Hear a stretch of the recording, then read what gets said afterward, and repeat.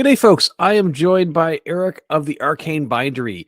He has a bunch of really cool products that you can get from his website that we'll cover in a few minutes. But what kind of really drew me to ask you to come onto the show, sir, besides a Kickstarter that you're going to be having that you've started already, is bookbinding in general. So first, welcome to the show, and thank you very much for coming on. Yeah, happy to be here. Excited to talk about my newest passion hobby and now business. So you've got a lot of hobbies, actually. So whenever I reached out to you, you dropped me a note and you sent me a list of some of the hobbies that you got as far as things to talk about. And I'm looking at them, I'm like, oh, that's a cool, like each one of them could almost be its own episode of things that you've got. There's a lot of crossover with my interests as well. So it should be fun. Yeah, absolutely. But one of the things that set me down the rabbit hole of how I discovered you was bookbinding. So I was looking, like a lot of folks in our hobby, I have a metric ton of I just dropped my pen. Metric ton of PDFs sitting on my hard drive. Yeah. And I've got a nice bookshelf with a bunch of books that I've purchased, but some of these PDFs I'd also like to turn into there. And so I was doing YouTube searches on how to bookbind and came across some of your stuff as well. Via the way, how did you get into it? Was yours a similar way, or did you just have a different reason for getting into bookbinding? Or I love kind of telling this story. I got into bookbinding because I failed at woodworking. I was, as we've mentioned, I have a lot of weird hobbies where I'm just constantly trying new things, and I was into woodworking for a little while. I had gotten myself a little router. I was trying to make like a D&D carrying case out of wood so that when I was doing dungeon mastering over at other people's houses, I could keep all of my minis and everything together. But I live in Minnesota, and in the middle of winter here, it'll get down to -30, -40 degrees. And I was trying to do that woodworking in the middle of January, February during a cold snap, and my tools literally wouldn't start. It wasn't even that like I was getting bad results. It's that I couldn't start up my drill press because everything was too cold. And so I decided at that point, I needed a hobby I could do inside during the winter that I could keep all my tools warm, and I can just hopefully be at a desk to take care of it. And we were in the process of redoing our game room at the time, where we were redecorating it, putting up, taking some of our old posters that we got from magazines and stuff, putting them in nice frames, getting that all. And I decided to make like a shelf of books themed after all the different schools of magic in Dungeons and Dragons. And so I wanted to do this mainly as just props at first, looking for a way to decorate a shelf. And I found out that while I was making these props, it was this nice Zen activity of folding and sewing all the paper, assembling everything into this nice compact little package. And I just kind of fell in love with the process there. And whereas I keep jumping between other hobbies over and over and over, bookbinding stuck, and it's been a lot of fun since. So there's a lot of the realm of bookbinding is large, right? You've got everybody from somebody taking, a 12-page zine and staple binding it together and having it as a little booklet, to being large medieval looking tomes, right, with proper leather covers and cardboard inserts and everything else. Yeah. Which end of that spectrum, where did you take your first swing? Were you at which end of that spectrum did you start at? I started straight in full books. So the first thing that I bound was like 50 or 70 pages of literally printer copy paper that I stole from my laser printer, and I sewed it with thread that I had on hand from just a sewing kit we had it on hand, and the cardboard was a couple of layers of cereal boxes that I had glued together, and I wrapped it all in literal wrapping paper, like present wrapping paper from Christmas that I had. And so that was my first book, was as cheap as possible, using the materials I literally had at home to kind of figure out the process. I didn't start with the pamphlet bindings that a lot of people do for the zine scene. I went straight into books, and that's because I kind of knew the project I wanted to go for right away. And so I was trying to figure out that process with really cheap materials before I went and bought any expensive leather or more expensive paper or anything like that. And honestly, that was another thing that kind of drew me to the hobby, was that you can start with a $30 investment and you get pretty good results right away. So let's talk about that, because I've spent a bunch of time looking at so I like pens and stationery and stuff. Yeah. And I've been looking a lot at like the traveler's notebooks. I'm not sure if you're Mhm. familiar with those. For those who aren't, it's basically a leather cover that would go over another existing notebook or set of notebooks. Yep. And while they're nice, I look at them and I go, that can't be that complicated to make. Like, it doesn't look like it's that complicated to make. Right. So if somebody yeah. is looking to start off, whether it's on something as simple as just a cover like that, or for a full-fledged book, what Mhm. sort of tool, what are the things that they have to invest in right away? Right. So I would, as weird as it is, there's like beginner bookbinding kits on Amazon for like $20. And in a lot of hobbies, when you get one of those beginner kits, they're kind of low quality materials. They don't really do what you need them to. But because there's not a lot of specialty tools in basic bookbinding, it's more just like you want your complete kit all there for you to use as you need it. You don't want to run and steal the kitchen scissors if you want to cut some paper. It's nice to have your scissors for doing your projects with. So actually the like $20 starter Amazon binding kits, they come with thread, they come with needles, they come with rulers and thread and X-Acto knives. And actually the one tool that's kind of brand new to me from bookbinding, and it's like my new favorite universal tool that I use everywhere, is called a bone folder. And if you're unfamiliar with that, some leather workers know bone folders. But it was kind of new to me when I first started this hobby. And it's a polished, thin piece of bone. You can also get them made of Teflon if you don't like the animal products. And you use it to fold things and make really clean creases. You can use it to press on lines that you want to fold on later, so that you can like trace the line with a ruler, so you can fold the paper or the cardboard over, and you know that it's going to go on that line that you previously drew with the bone folder. And it's just great for smoothing things out. And in basically every hobby that I do, you need a tool to nicely smooth things or to nicely crease things. And I don't know how I've done, miniature sculpting and a bit of leather working before this and all of that. And I had never learned of this apparently, 800-year-old tool that that has just always been around in bookbinding. Yeah, if somebody has never seen them, the ones I often see, I think there's probably different shapes and sizes of them, but the ones I usually see almost end up looking like letter openers in many ways, like long, thin items that you can, as you drag across, it's almost like a squeegee if you're putting a screen on your phone. It serves the same purpose, but it definitely helps crease the paper very smoothly and nicely. Was there, so anytime I go to learn anything, I turn to YouTube because it's the world's greatest collection of wealth.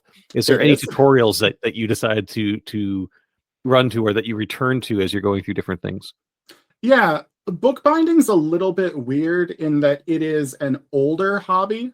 And like the people who are interested in it are usually older as well.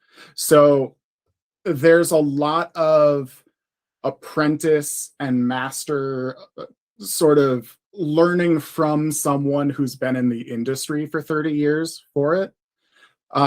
There's a lot of going to classes. There's a lot of purchased DVDs of people who have recorded their introduction of how to make a book, 15, 20 years ago, before YouTube really got big. So on YouTube, there's just a couple of really big names that I know of. One is DAS Bookbinding, DAS Bookbinding. He's an Australian bookbinder, and he has a wonderful set of free videos where actually he is going through finding famous bindings from different books, from different master binders who have published books on how they're doing their famous bindings, and turning those into video tutorials of how to make those books what the differences are. And one of the things that he really does that's great is he'll show you what happens when you do things wrong because he's learning these bindings himself as well, right? He's doing this research and he shows like, okay, before I started on this book, I tried with like 4 different pieces of paper, this one weird step that's halfway down the instruction manual. And you'll see here that like on 2 of them, the types of paper are warping and they're shriveling up. So we can't use these papers for when we're doing that step. So now it's going to look weird when I'm starting it because I'm using materials you probably haven't seen before. But the master called it out in the book, so we're following those instructions, and it seems to fix that problem. And for me in particular, that's a really big thing whenever I'm learning a new hobby, is if I don't know why I'm supposed to do something, I'm going to do it wrong almost on purpose to figure out why you're supposed to do it a certain way. Right. What goes wrong when you don't? So when you got started into this as a hobby, I Mhm. assume you were just making books, like you said, for either for decoration or for personal use. But Yeah. you've now transitioned into having a shop. There's a whole store that folks can go to and pick up books ranging from a standard bound book to the 3 screw books, which I actually don't see a lot of those. When I saw those on your website, I think last time I saw one of those, it was more of a photo book really than a Right. than a Yeah, notebook. it's sort of an album style. Yeah. And then the fully customized covers and everything. Mhm. As you've gone through those, is there a personal favorite of yours? And what do you find you use them for most often yourself? Not so much for the ones that go to other people, but what do you find? Is this, again, Yeah. is it you taking books that you want to rebind to look a certain way, or is it notebooks that you're using to jot stuff down in? Or I like making blank journals. I take a lot of notes in my day-to-day. When I'm at my day job, I take notes when I go to meetings. I have a to-do list that I'm going down. And I really just like having that physical book for myself to take notes in. So I use one of the leather-bound books just like I sell, and that's my daily use notebook. It's got 200, 300 pages in it, so it lasts a good long time. And yeah, I don't know. I eat my own dog food, right? no, I mean that's the best way to find out if things are going right or wrong with what you've got going on. Yeah, So have you done non-blank books, and is there a different I have. Yeah, consideration to keep in mind as you're doing those? yeah. I've done a couple different non-blank books. I've done some where I've printed the pages myself. I've done some restoration work on people's old books. And I've also done some rebindings where you take off the existing cover of an already bound book and then you put a new cover on there. And there's a lot of different considerations for all of those pieces when you're talking about, especially working on someone else's project, what they want it to be done with the book. Whether or not they care about the existing cover papers. Do you have to unwrap the book cover and try to save as much as you can in order to rebind it with a new cover? Are you able to just take a razor blade and cut the whole book block out of the center of the covers?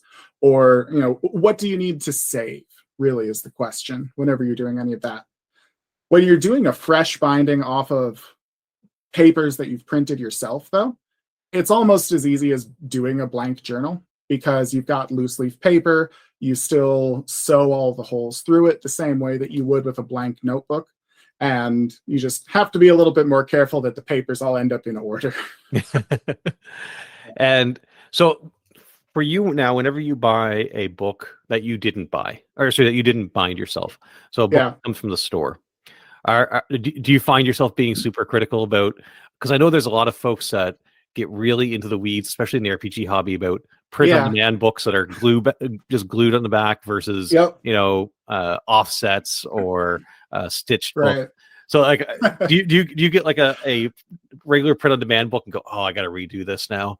Or Yeah, I generally don't rebind my personal books just because I always have some other prop project I want to try making. And so usually I don't necessarily need the two to happen at the same time.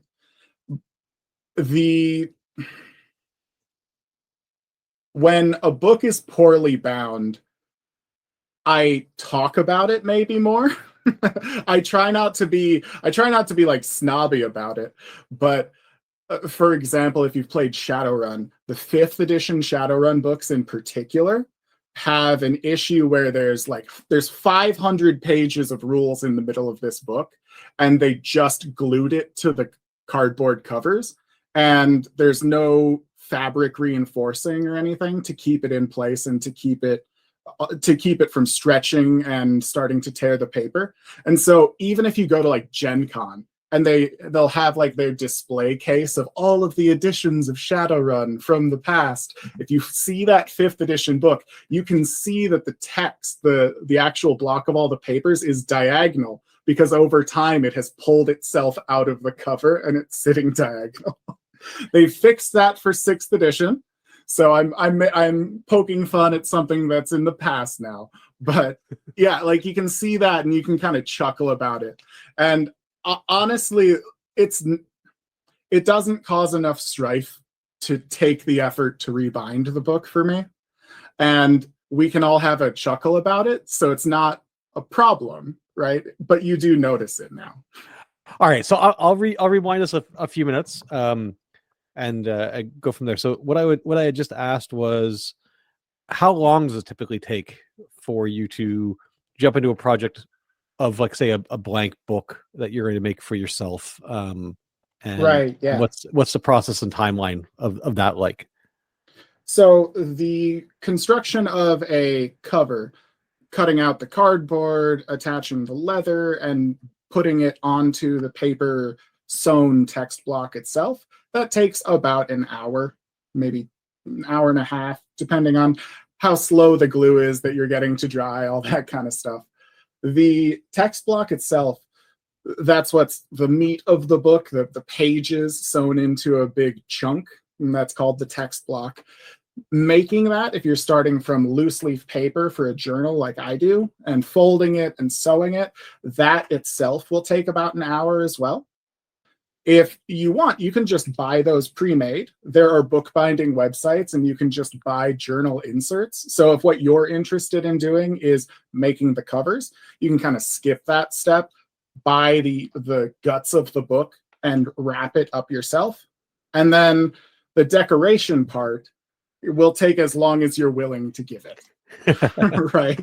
That is sort of an art in that regard, where you can just keep working at it and keep working at it. The one thing that I do really like about bookbinding, though, is that if you're doing gold tooling and stamping on your books, you get one chance at that, because there is no eraser for a branding on leather, right? You can't undo that. You can fix it. You can maybe use another tool over it that's larger or heavier or something like that. But if you misspell the title of your book, that's just how it is. I have that on my daily carry notebook right now. My hand kind of jittered as I put down the title on it. And so now I've got kind of two different titles, one that's wonky and one that's straight. And I actually love that. Like, that's a reminder to me of what the hobby is and why I can't obsess over it being perfect, because I can't fix that. It's just a complete book now with an imperfection. Right. So folks, when you're doing your titles on your books, it's like a tattoo. If you goof it up, the only thing you have as an option is a cover up. Right, exactly. but yeah, no, the perfection is the enemy of good. So being able to not have that just ruin everything for you and just continue to power through it and to actually use it. Because I know my own personality, there'd be times where I would see that and I would just be like, okay, I don't know, I got to step away because that's just going to irritate me. And I may come back to it. But yeah, being able to just be like, it is what it is, and that is now part of the character of the book, is a strength that I think is to your testament there.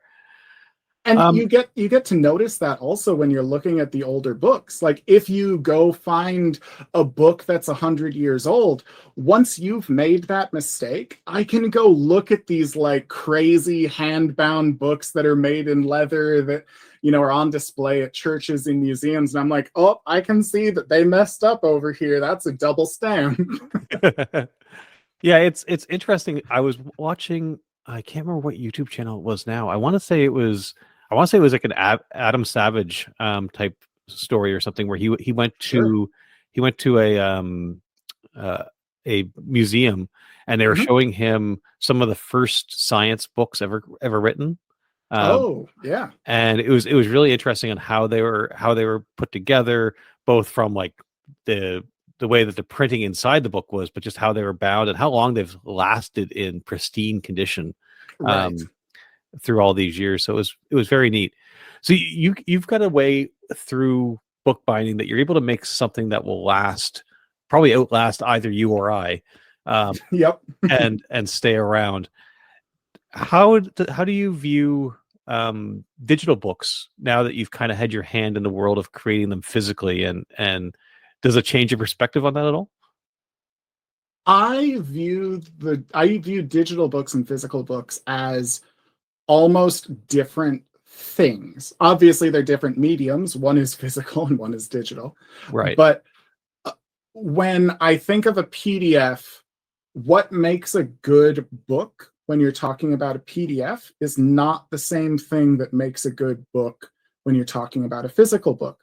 Because a book is a product, right? We're not talking about just the text here. We're talking about the experience of holding it in your hands, the experience of opening it to the most used pages in the books for reference, or if it's a book that you read cover to cover, does the cover and the spine hold up when a person is paging through all of those different pieces and you don't want it to open to your favorite page of the book?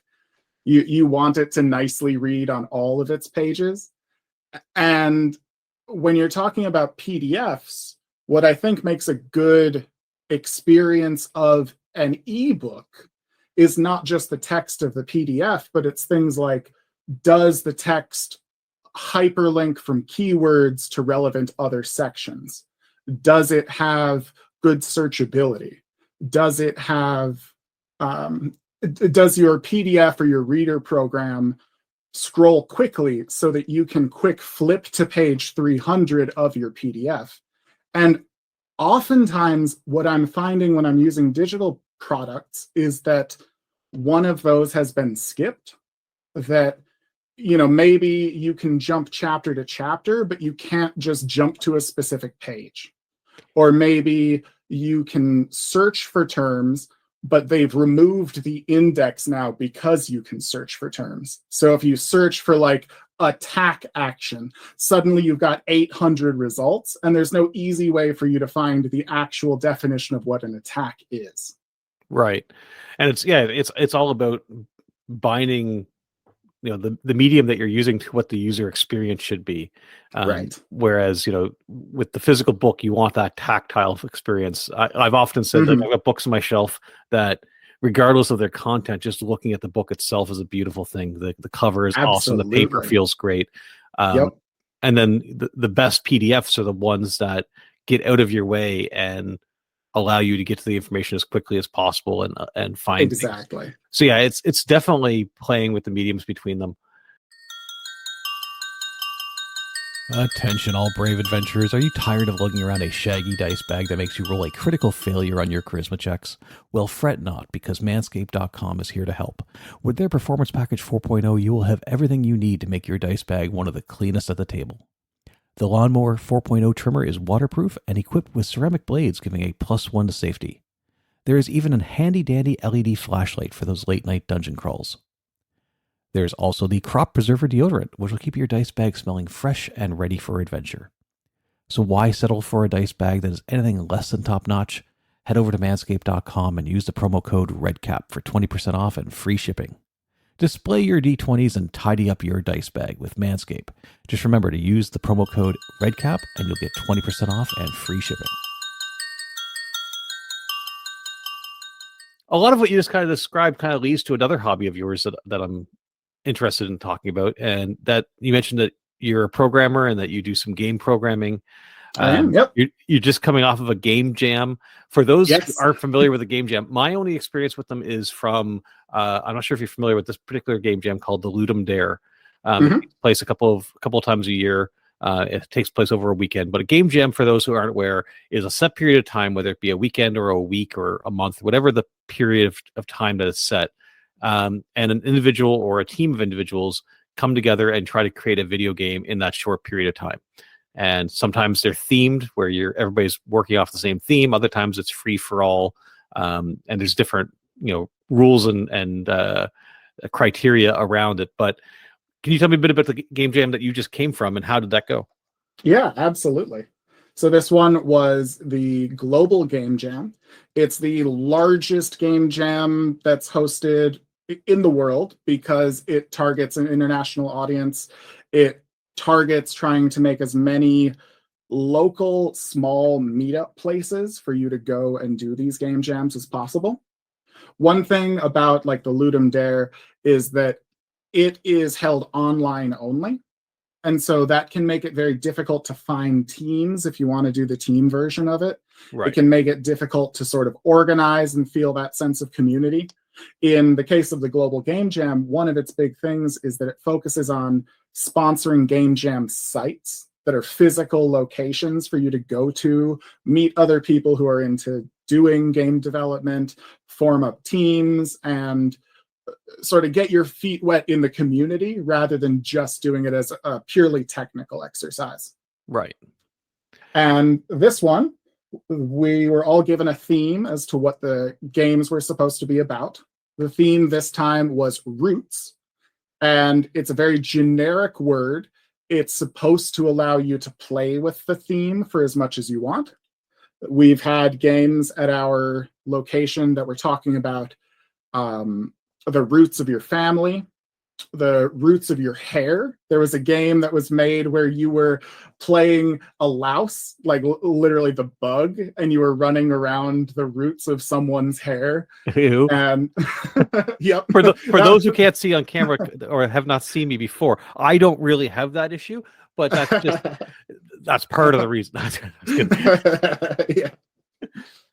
There was a game that was based around dentistry, and it was root canals. There was greed and money is the root of all evil. And so there was a game about trying to amass wealth until you were attacked by this supernatural being. Our game was a tower defense game where you were planting trees and your trees grew. And so that's where we had our roots was in the trees itself. And you were fighting an army of mushroom men that were walking through the screen as you grew your forest to try to defend itself from the invading mushroom men. And what is your programming language of choice? For me, I'm mostly a C# developer, both in my day job and also as a hobby programming language. So we used Unity and made it all in C#. And I was a member of a team of 4 people. We had a second programmer, my wife who did the art, and a designer/sound guy who helped us out with all of those pieces. So when you look at the process of sitting down with either yourself or as a team and trying to figure out how we're going to take this theme and turn it into a workable game, and what the pacing will be like and what the challenges are for the players potentially, how do you liken the design process of that versus as a GM sitting down to do a session prep? Like how do you find those two worlds colliding, if at all? That is actually a wonderful question. I had never thought of it in those terms before, but it is very much the same way. So if you are a GM that likes to prepare for next session, and you know where your players are starting, you know where their interests lie right now, and what you want to do is you want to make sure that you have 4 hours to do something this session. how do you make sure that you reach all of the important pieces so that you can craft a good session? And that, I think, is the same mindset. When you come to a game jam, you say, we have 48 hours to make this game. At the end of the 48 hours, the game is in whatever state we left it at. So how do we make sure that the players are having fun before our prep time is done? And it's very much thinking about what is the end user. It's very easy to get caught up in big thematic ideas. It's very easy to get caught up in what we all call scope creep in game dev, where the idea of your game gets bigger and bigger, and what you want to do with it gets bigger and bigger. And then you run out of time and you end up making none of it. Yeah, I don't remember where I first heard this advice. I heard it years and years ago, but somebody made a point of saying, if you've got an idea that's fun, if you have something that you think the players are going to go, oh, that's cool, don't put it 6 sessions out. Make that right. The next Start with that. Like that is your cool, fun thing. Do that now. Don't do all this lead up to try to make a big reveal of it. No, exactly. This is the cool thing. Do it now. Yes. And that allows you to get those cool ideas out, because I'm sure I, like many other people, have had tons of these cool ideas that just never got there because a campaign fizzled out, or something went, a direction got changed or something. And I'm sure that holds true as well for a game jam, where you can't be like, hey, we want to, on level 5 of this, it'd be really cool. No, just do this now, because we may not have enough time to get to level 5. Right. Make that level 1. Right. And that's one of the things at the game jam, that you don't really get do-overs. You once you've built something, you have invested 3 hours of your 48 hours into that. You kind of have to use it. So sunk cost fallacy is actually real in the game jam. Right, absolutely. And so don't start working on things that aren't going to be fun. Right? And that sounds stupid to say, but like, there's so many times that you'll look at a game and you'll think of, what do we need to do for this game? And you'll start listing things like, oh, we need an inventory system. We need experience. We need special ability trees that you can choose from. And in a game jam, every one of those things takes some of your precious time. So why do you need the ability tree? Why don't you just give the player all the abilities? You're probably only going to get a person to come play your little 48-hour game jam game once. They're probably only going to give you 5 minutes of time because they're your friend, and you sit them down in front of the game and say, hey, try this out for me. So why are you limiting their fun? Just give them all of the buttons and let them go ooh and ah when it does fun things, right? Yeah, for anybody who's listening to this, because I know video games and programming kind of leaves the general niche that I have on the podcast. But if you're interested in this at all, almost all the game jams have a listing of those who are participating in, and a lot of them will stream on something like Twitch or on YouTube. And I recommend people go and watch some of those, even if it's not so much for the programming aspect of it, because sometimes you're just watching somebody in a text editor, but it's the thought process, as a lot of these developers will talk through what they're thinking. And I think just hearing that thought process can be useful for people who have no interest in programming, but can use that in other forms of design. So yeah. I thought it was really interesting that you were into programming. I am not a very good programmer. I can muddle my way through some things, but sure.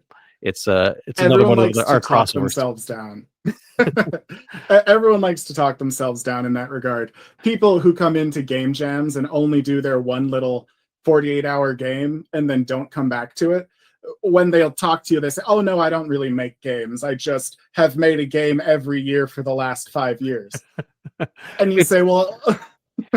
It goes to, I had a conversation a few episodes back with Todd from Hex Press, and we were talking about Dungeon 23, which is this year-long journey of people trying to create dungeons for like a room a day type idea. Yeah. And one of his things was just getting things done. That's how many things people start that they don't finish. And a lot of people, when they're writing a book or if they're programming a game, if there's not a firm timeline on things, getting something done is hard. It's hard to ship something. It's hard to actually get it to a Right. point of being completed. With the game jam, you've got a time limit. At the end of that time limit, you are done whether you like it or not. Yes. And I think going through that for anybody is probably a cool experience, just to get that idea of, okay, I've reached the end and it's done now. Yep. And I haven't looked enough. I'm sure I know there are jams like, like Zine Quest and stuff has similar jams to that. I'd be interested to look into some of those more, because I have not participated in any of those. It'd be kind of neat to have a set time period and here go create an adventure or create something like that. Right. I know Basic Fantasy RPG, a game system that I really enjoy. They're doing something similar to that right now, actually, with with an encounter. But game jams, really cool. People should check them out. Lots of fun.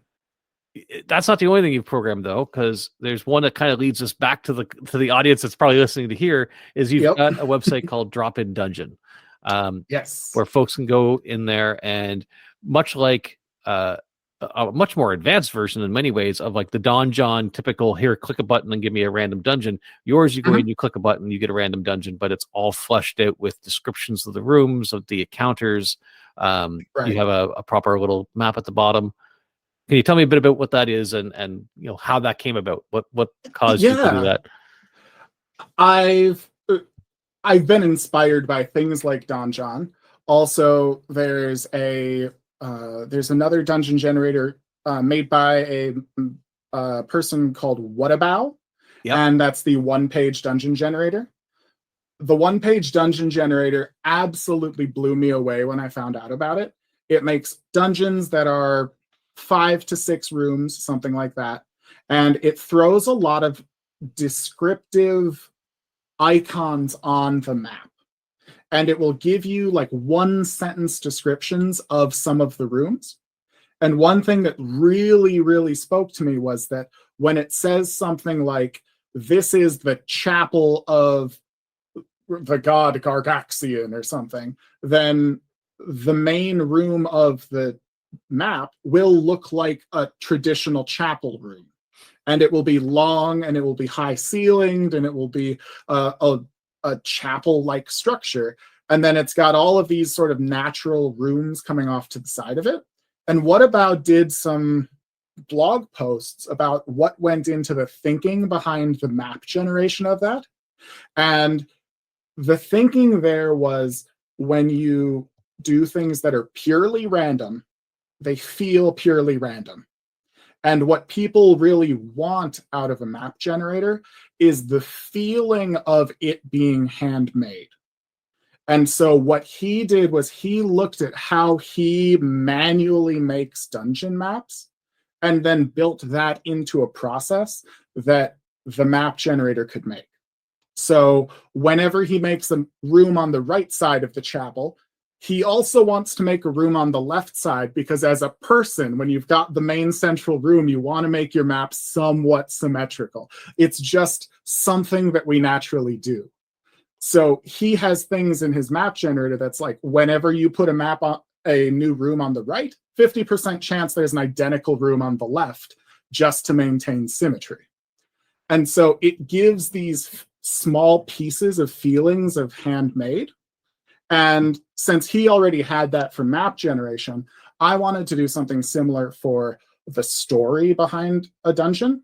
Right. And so what I focus on with Drop In Dungeon is, when you first start the map, or when you first start generating the dungeon, it generates who built the dungeon, who currently lives in the dungeon, and those are not necessarily the same people, what is the dungeon currently being used for, and what it was originally built for. So you'll have things like, there was an old warehouse that was built by the elves, so it has arched columns supporting the high ceilings of the warehouse, but it's currently being used by the orcs as a weapons depot. And so you'll have things like, the rooms will have descriptions structurally of elven build, and then the decorations in the room are things like animal pelts and crude graffiti drawn on the wall that the orcs have decorated over that. Right. And so you get these themes going throughout the whole thing. I still have more or less just random room generation. I didn't take all of Whatabou's idea for the map generation itself, but my idea was more that I wanted to focus on the descriptions of the place and make sure that when you had this dungeon that you were walking through, it felt like one room was connected to the next. Yeah, trying to give a thematic. So you can almost play the dungeons that yours comes out of a little bit easier theater of the mind, because the descriptions kind of flow well there, even if you don't see the actual physical dungeon right mapped out. So is that something that you find yourself using quite a bit to save time during prep, or was that more of a, hey, I saw this cool idea, let me try to work this in my own spin on it and have it set aside for that? It's a little bit of both. I use it when I want a description of a place. I use it when I want to find out, okay, this is an old dwarven mine. Now it's being used by human adventurers as a safe haven or something. And I like that idea. It's very nice for generating those pieces. I'm still not 100% happy with the exact room descriptions, because you'll get a few interesting things that I'm still figuring out, where like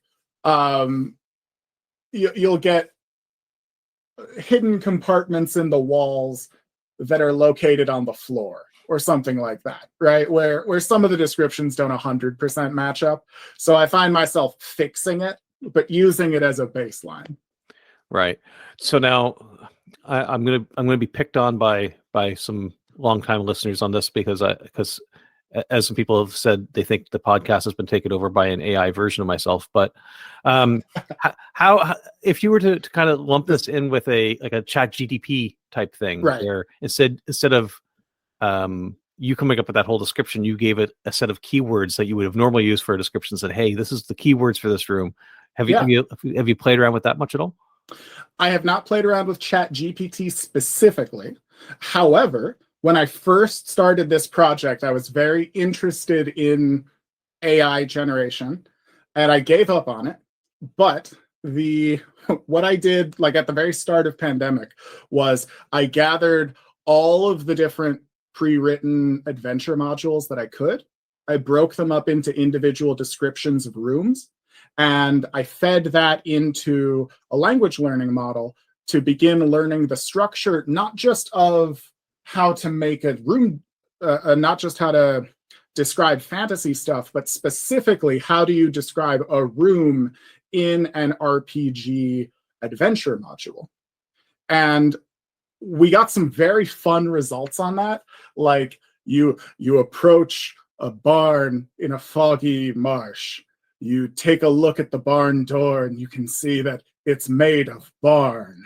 When you enter the barn, you can see that the barn is made of smaller barns inside, and they seem to go down into barn after barn. And it's like, all right, well, I suppose that's maybe a description.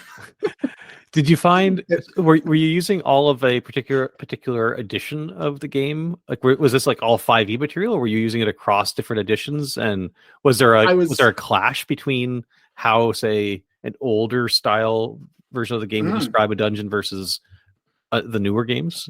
I used a mix. So I used 5th edition. I used 3rd edition Dungeons and Dragons. I used Pathfinder, because Pathfinder is really well known for its adventure modules. I also used some early, like 2nd edition modules, like Keep on the Borderlands, to get some of those, some of the really classic ones there. And then I also used the Amazon Turk services, which lets you work with a whole bunch of people on the internet and send them instructions. And so what I did was I sent them pictures of dungeon rooms and asked them to just describe it in natural language to me. Right. And so I ran through published adventure modules as well as people just describing rooms as well. And that was sort of the mix that I used for it. Very cool. Overall, I ended up giving up on it though. Um, it it just doesn't understand what makes something cool. And that's such a weird thing, but like if you've read I think it's the Goblin Punch blog post about all of the things that you should have in a dungeon, something to kill, something to steal, something to play with, something to fear, something, and it didn't understand any of that. So the AI generated dungeons was giving me things like, and the final boss would be the god of all dragons, and when you slayed the god of all dragons, all dragon kin in the world would die. And it's like, that's your random dungeon? Now that could be a really cool ending to a campaign, but for the Right. random dungeon that I found as I entered Hex 532, Exactly. all right. So we've talked about your hobbies in terms of like bookbinding, programming, video game design. Yeah. Let's chat about product design, because one of the things that Sure. that you've got going on right now is a Kickstarter that you've built out a whole new product that's kind of combining a little bit of your leather and binding experience with your gaming experience. Yeah. What is it, and how's the Kickstarter going? Because it just launched recently, just like the other day, didn't it? Yeah, it launched last Monday. And as far as how is it going, we funded in an hour, and we have now unlocked every stretch goal that I had put on the campaign. So it's going wonderfully. Like, I couldn't be happier. This is great. So as for what it is, yeah, we should probably tell people what it is first, right off the bat. Yeah, as for what it is, you've got a camera here, so I can hold it up and show you. It's a leather carry-all that has a notebook, a pencil, and a magnetic dice tray all wrapped into it. Right. So if people are familiar with the dice trays have kind of become ubiquitous around everybody, where everybody snaps them together in all the corners. This is similar to that, only it's magnetic, and it sits inside almost a leather binder that you can carry a lot of stuff in together. And you're calling it the player's wrap. The player wrap. Yep. And that's because I think it's best suited. I am very much in a product design mindset. I want my product to solve a problem for you. And I think that it's not actually, I'm going to just be upfront with it. It's not the best tool for a DM. DMs need more space than this. They need more notes than this.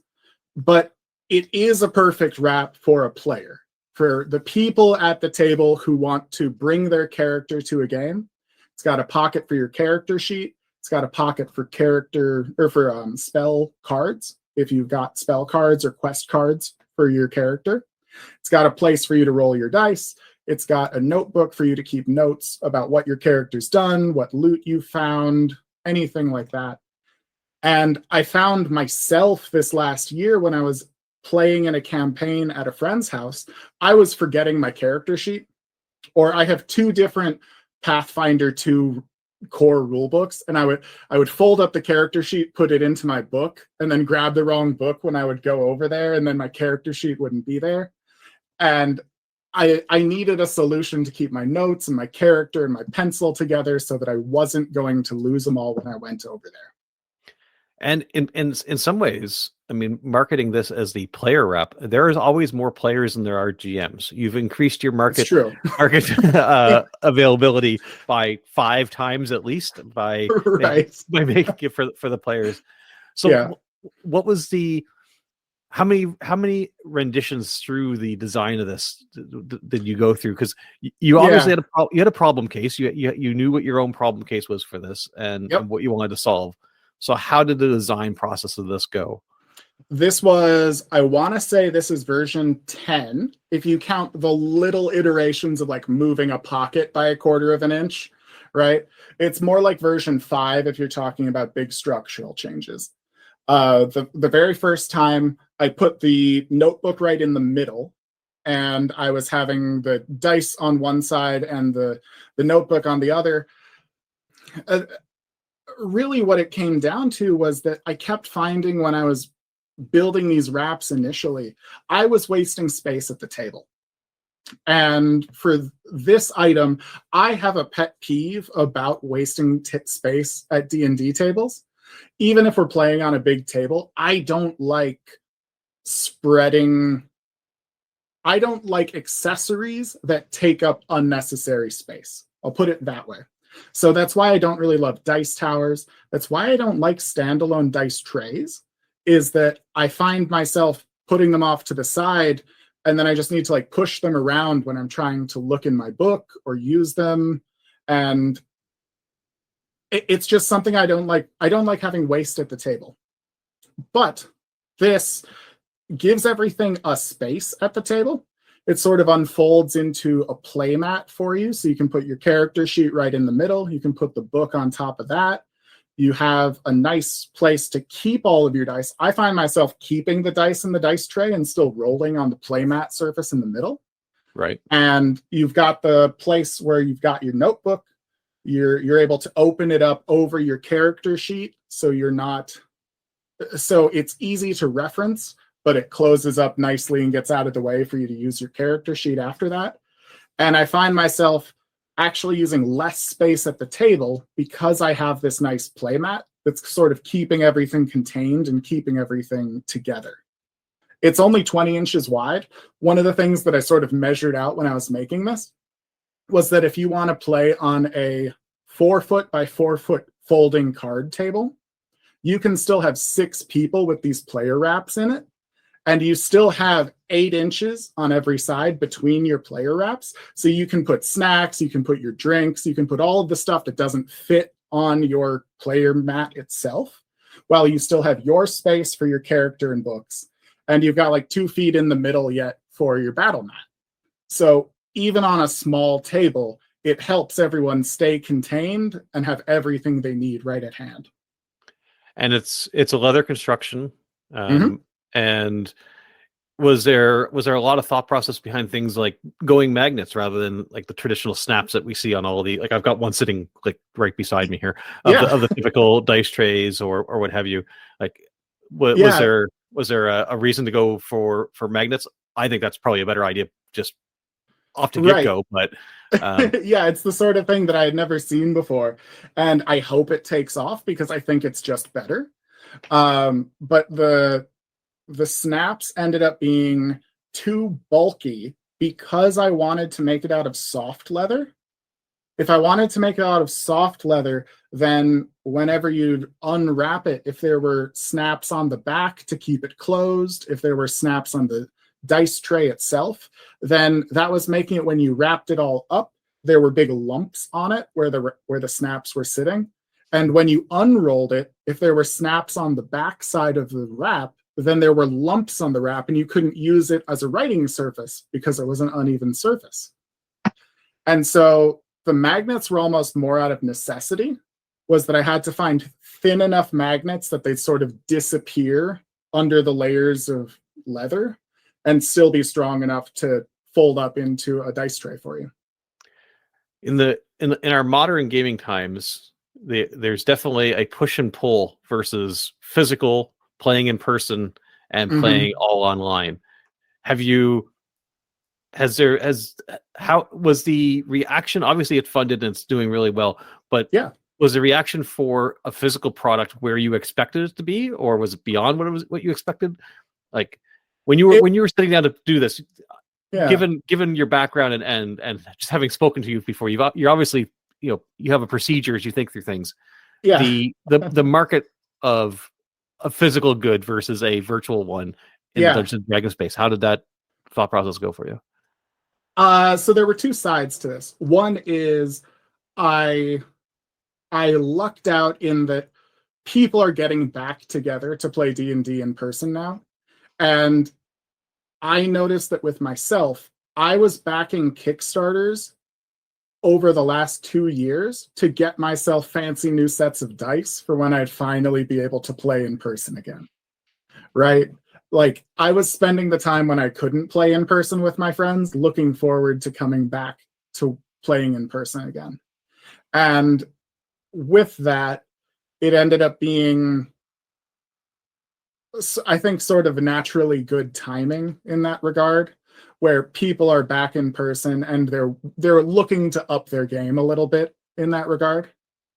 There is, as far as the amount of orders and the size of the reaction, I guess I would say, is that this is still a hobby nights and weekends situation for me. So I didn't want thousands and thousands of orders because I have a day job. And to be clear, are these all handmade by you as you're going through? Yes, so yeah, so it's not like that you've sent off this design to somebody else to create. Everybody who gets one of these is going to have, correct. Your perfections or imperfections are built into them, and it's a handmade product that you and is your wife involved with this as well? My wife has volunteered to help me with some of the gluing process, but she says, I fully support you, but you're the one agreeing to all of this extra work. This is your puppy. You will take it for the walks. And exactly. Good stuff. So, and that's kind of where I'm really happy right now. We're fully backed, and I've got, I think, 150 physical backers for the Kickstarter, where they're going to actually be ordering the wraps right now for it. But I'm also selling the plans because I know that people can't necessarily afford to pay for my time to make it for them. And I just think it's a good design. I want people to have it in their home games. I think it's going to be a good thing for everyone out there. So it's a much cheaper buy-in, and you get the full plans with measurements and construction steps from me. And I'm planning on probably making some like how-to videos so you can actually follow along, see how I do it, and make your wraps just like I'm making mine. Yeah, that's a really cool feature on there as well, because I sometimes wish more people would do that. I know the example I'm going to use is probably a little bit more of a treacherous thing for somebody to do if they're that one, but when I see people selling minis, I often wish that they would also sell the STL files so I could print at home. Yeah. Which I know that is a much easier process, so maybe people would be more inclined to buy the STLs versus getting the physical minis. Whereas with your product, if I grab the plans, I have to be willing to put in that work, and maybe it's worthwhile having you do it instead. Yeah. But I think that's really neat that you're offering that out to folks. And yeah, I think doing YouTube videos or streams where people can join in with you as they go through, I think that'd be a really cool community building thing where those who are going through that together. You mentioned that this can't be a full-time thing because you have a day job. Yeah. What, if you don't mind saying, what is your day job? Sure. I work in digital advertising. I mainly do QA, quality assurance. I'm a software engineer, so I'm making testing scripts for all of the websites that we are spinning up for the companies we're advertising for, to make sure that all of the pages load, all of the custom images and links load. And so I'm sort of a back-end tool developer for our company as we're making all of these websites for kind of advertising these products for our customers. And so your coworkers, as if you're coming into the office, I know many of us are all working from home now, but if you're coming into the office, what do your coworkers think of all these other hobbies? If they see you coming in with your crazy wizard's tome personal notebook and talking about all these other things, do your coworkers know about it? And what's their thoughts on it? I'm definitely that coworker with all the weird hobbies. I'm the coworker who made my own cheese and aged it for a month and then brought it all in with a baguette to share it with people and be like, look, I made the cheese myself. So I was the cheese guy then for a couple of months, and I made some books for, like, we had a team building day at our company, so I made some books for my team, and so I'm definitely the guy who's picking up weird hobbies over and over. But I try to do it and talk about it in a way that they can understand or they can sort of experience the hobby. I'm not just the guy who's talking about weird stuff that they don't understand. It's more like, here, try this thing that I made and see. It's fun. I like doing it. And we'll see what I do next. All right.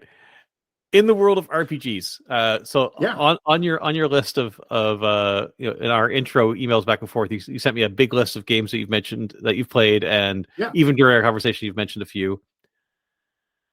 You've got one tome that you get to make. You've got this one perfect book that you're going to bind up, and then you're being shipped off somewhere. What Sure. book is going in your specially bound, personally made RPG tome? And after you've told me what the book is, what's the cover look like? Because you've made the cover now. Sure. Okay. Are we talking about rebinding like a rule book for Yeah, a particular? and if you have to, Okay. you can combine a book or two. I know that in some Sure. cases you can. 3rd edition Dungeons and Dragons, Libris Mortis. Okay. That is my favorite splat book out there. I think it is just dripping with flavor. Every rule in that book is made to play undead, or to play against undead, or to play with undead. It is a wonderful book that I think you can apply to anything else. And in addition to that, it has such great imagery in the book about the types of undead that's there and the rituals made to make the undead, that I think it's kind of cliche almost to say, like, I want to make basically a Necronomicon, but Libris Mortis, bound to look like it's made of undead skin, with the sigils from the different types of undead summoning rituals that are in that book. That would just be absolutely amazing. I'd love that. That's a fantastic choice. All right. You mentioned before that you've listened to a few of these episodes, so hopefully this question doesn't catch you completely off guard. But one of the last questions I always ask everybody is, what should I have asked you that I didn't? So you've got, before you came onto the podcast here, you probably had, what is this crazy guy on the internet going to come and talk to me about? And maybe you're like, oh, I hope he asks me about this because I want to talk about it. What haven't I asked you that you really wanted to talk about some more? Well, I think this has sort of been a through line through a lot of my answers, is, and you picked up on it when you started talking about my design process for how I was looking at the book and everything. And I guess I want to say, for anyone who's interested in picking up any of these weird hobbies, or trying to make your own games, trying to bind your own books, trying to print and bind your own zines, think about who you're going to make it for, and what you can share with them about what you're going to make. It's something that I think a lot of DMs do when they're doing session prep as well, is really thinking about the players who are going to come to the table, and what makes this session what's going to be special about this session for your players. You can do the same thing with making your zine, or making your RPG book, or making your game jam game, is that you can kind of come in, and someone always has to use whatever you make. Sometimes that's you using it. Sometimes it's your players running the session.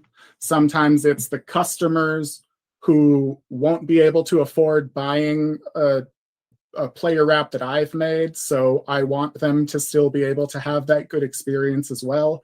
So offering the PDF plans so that they can make their own, making sure that the information they need is there. I don't know. I think it's not a what did you forget to ask, but it's more just like, if there's one takeaway through all of these answers, hopefully it's, keep in mind who's going to use your stuff, and try to make sure you're making a good experience for them. So when people want to go and get the good experience that you've created, where should they be going? Like where do they go to find you? And we talked about how the player wrap is under Kickstarter right now. How much time do they have left? Right now, it's the first week of February. When does it all wrap up? This is going to be wrapping up on the 1st of March, 2023. So we've still got about 3 weeks running here. And you can go to kickstarter.com/player-rap/TTRPG-player-rap. It'll be in the show notes for anybody who wants to find that. Right. If you want to find more on me, I'm on Twitter at Ickmeister, or my shop website is arcanebindery.com. That's also got a link to the Kickstarter and a link to my Twitter as well. So arcanebindery.com is probably the easiest central location for me there. Awesome. All right, so I think everybody should go and check it out. Maybe see if they can get the play wrap, or if they just want to try a new hobby. If they heard this and they're like, bookbinding sounds cool and leatherworking sounds cool, get the PDF and then follow along with Eric. And maybe you've picked up a new hobby and gotten a cool product at the same time. Absolutely. And I think it's really neat, the stuff that you've done. I'm glad I reached out, because like I said, it was kind of like a rabbit hole I fell down, and then as we were emailing back and forth, and like I said, it looked like we had a bunch of interests that overlap. So it was a fun conversation. Yeah. I really appreciate you coming on. Love talking to you. Thank you. Is there anything else you want to put out there before we sign off? Yeah. One last thing is, I know that zine making is really big, especially in the OSR community. Yes. And for anyone who wants to bind their own zines, know that you can buy what's called a saddle stapler for doing saddle binding. That is a specialty type of stapler that has a little fold in it, and the stapler comes in from on top. It's a little bit more expensive than a normal stapler, but I think you can still pick them up for $30 or $50. And that will let you take the papers that you've printed, whether you get them printed 11 by 17 or 8.5 by 11, you can fold them over, staple it from the outside, staple it right through both the pages and the cardboard back, and make your own zine. It is as simple as stapling the papers together. If you've bought Adventure Paths in first, second, third edition, you'll know that they are just stapled papers. You can do it too. Don't be afraid to give it a try. Make cool things and have fun, I think exactly is a good way of putting it. Yeah. Many of us, I think that's a mindset that hasn't been there, or has faded away a bit, where people just assume that's a weird arcane bindery. The arcane part of it might be a good word there. People are like, this is a mystical, weird thing I could never do myself. Right. Hearing folks like yourself where you're like, hey, I just thought it was cool. I thought I'd try it and it worked out. Maybe that's a good motivation for folks to just go and try something, and you'll never know what might actually come out of it. And absolutely. What new hobbies you may come up, and then you can be that guy at the office that made his own cheese. Right. All right, Eric. All right, Eric. Thank you very so much for coming onto the show. And I'm going to throw this to future me to do any editing that we need to, and we'll go from there. Great. Thank you very much. It was great talking to you.